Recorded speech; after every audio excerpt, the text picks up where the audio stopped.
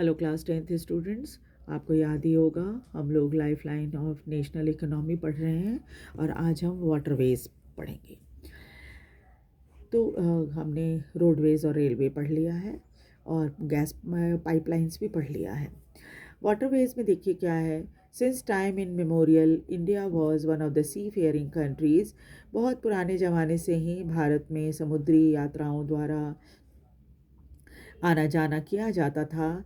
It's seamen sailed far and near, thus carrying and spreading Indian commerce and culture। ये नाविक लोग जो थे वो जहाज के मदद से सामान और भारत के कॉमर्स और कल्चर इन सबको एक जगह से दूसरी जगह पहुंचाते रहे हैं समुद्री रास्ते से। स्वाभाविक है, जब आप कहीं जाते हो तो क्या होता है, आप यहाँ के कल्चर के बारे में लोगों को बताते हो और वहाँ के कल्चर के बारे में सीख कर यहाँ आते हो, वापस आते हो अपने देश में। यहाँ पर लोग जानते हैं उसके बारे में। Waterways are the cheapest means of transport. Waterways को सबसे सस्ता ट्रांसपोर्ट माना जाता है।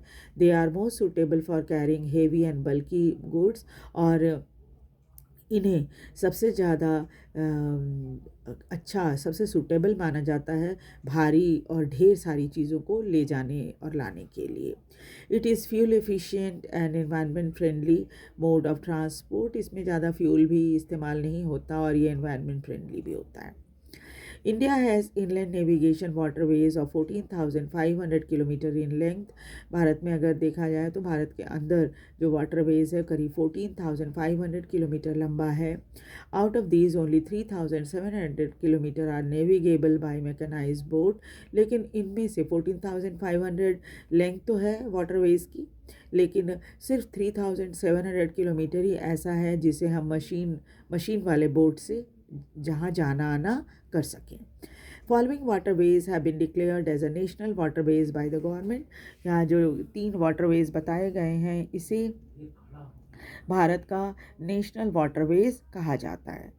The Ganga river between Allahabad and Haldia 1620 kilometre number waterways number 1 है और national waterways number 1।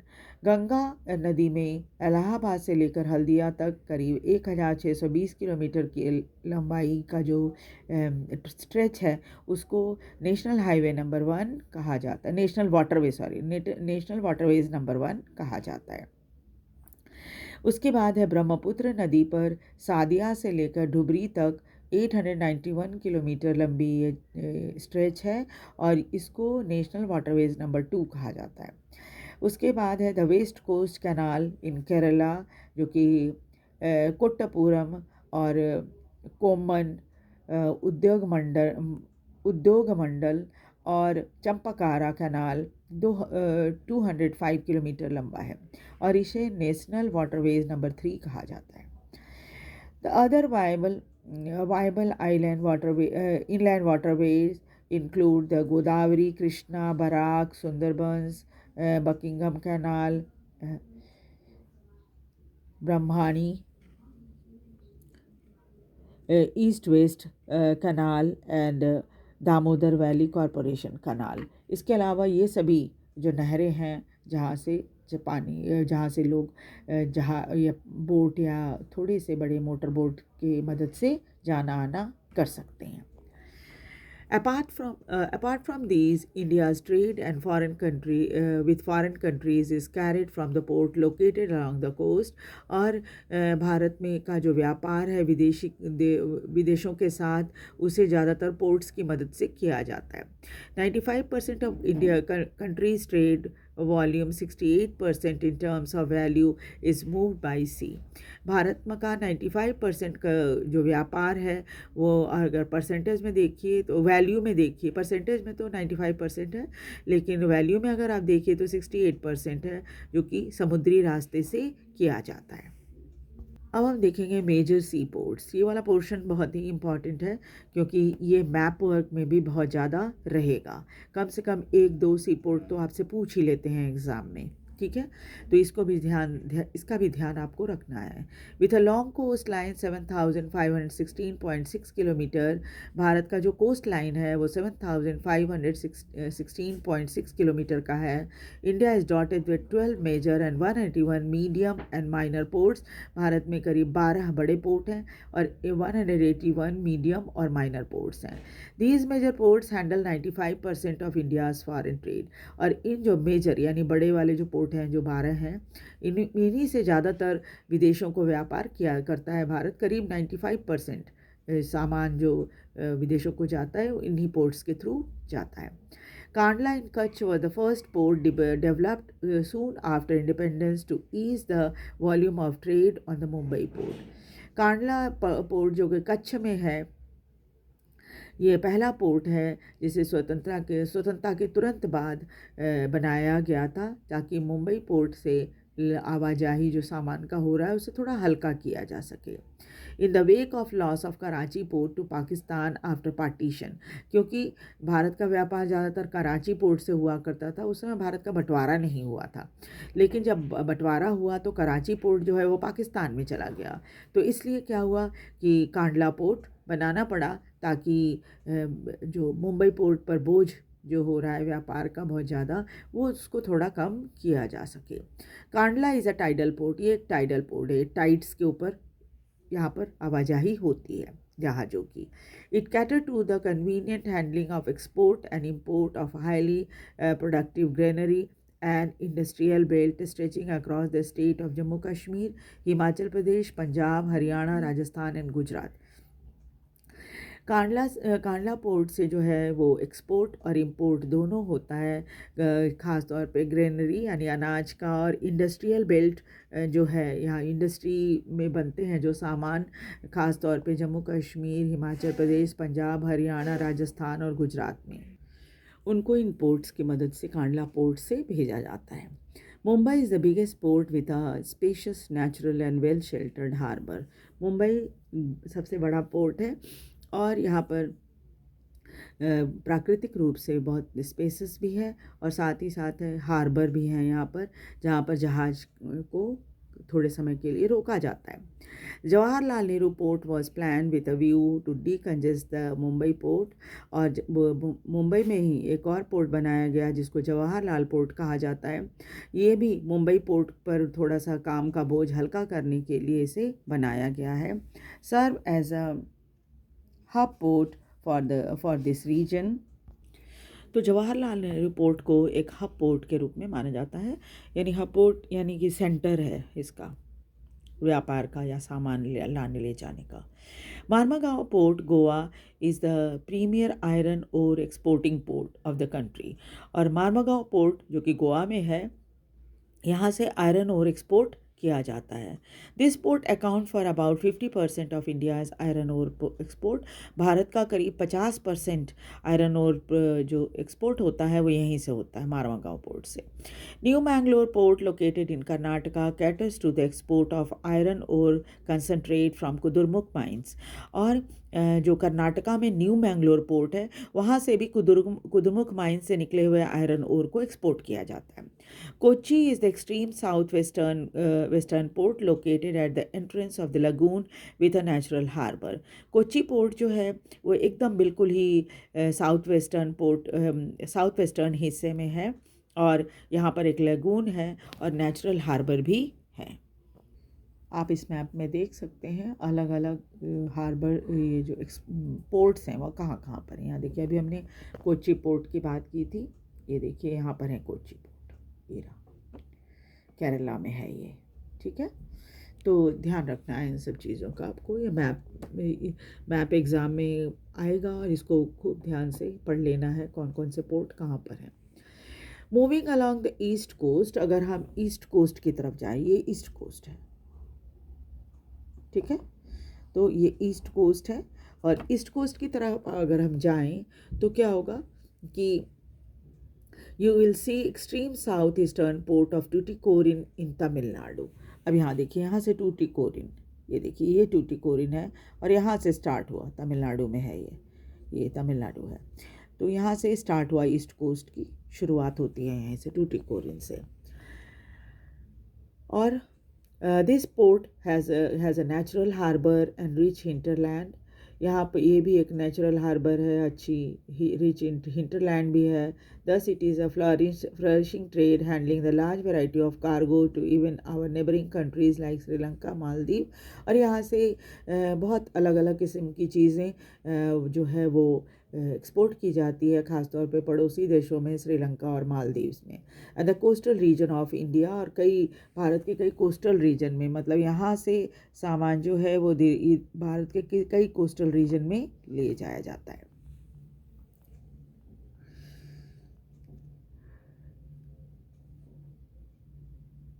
Chennai is the one of the oldest artificial port of the country. Chennai port, यहाँ पे देख लीजिए, चेन्नई पोर्ट है, ये रहा चेन्नई पोर्ट।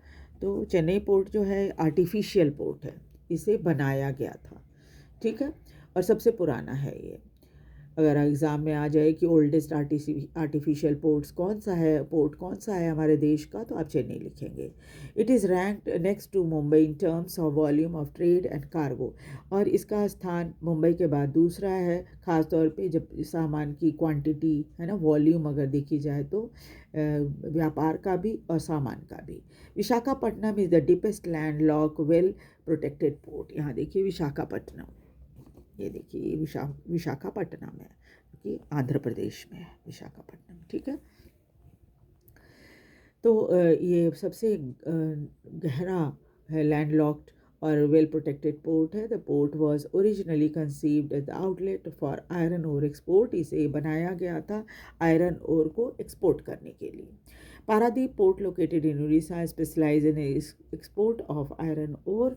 यहाँ देख लीजिए पारादीप है, ये देख लीजिए, ये सारे के सारे ईस्ट कोस्ट में हैं, और यहाँ पारादीप है उड़ीसा में, ये उड़ीसा है, ठीक है। तो उड़ीसा में पारादीप पोर्ट है, और यहाँ से भी आयरन ओर एक्सपोर्ट होता है। Kolkata is an inland riverine port. Kolkata का जो पोर्ट है वो रिवराइन पोर्ट है, हुगली नदी है वहाँ, उसी में है। This port serve as a very large and rich hinterland of Ganga Brahmaputra basin being tidal port. ये भी एक टाइडल पोर्ट है। It require constant dredging of Hooghly में नदी में जो बहुत ज़्यादा कीचड़ जैसा होता है उसको बराबर साफ़ करना पड़ता है इस पोर्ट को चलाते रहने के लिए। Haldia port was developed as a subsidiary port. Haldia port को इसकी हेल्प के लिए बनाया गया है, कोलकाता पोर्ट को, in order to relieve growing pressure on Kolkata port. Kolkata port पर ज़्यादा प्रेशर ना पड़े, इसलिए हल्दिया पोर्ट बनाया गया है। It can cover very difficult terrain like high. उसके बाद है Airways.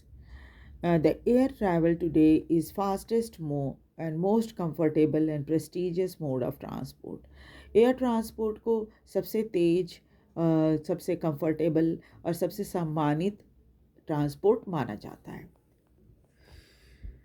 It can cover very difficult terrain like high mountain, dreary desert, dense forest, also along the oceanic stretches with great ease. हवाई जहाज़ की मदद से आप काफ़ी डिफ़िकल्ट इलाकों में जा सकते हो, जैसे ऊंचे पहाड़ों पर, या एकदम बिल्कुल रेगिस्तान में, या घने जंगलों में, या ओशन के ऊपर भी आप आसानी से हवाई जहाज़ की मदद से जा सकते हो।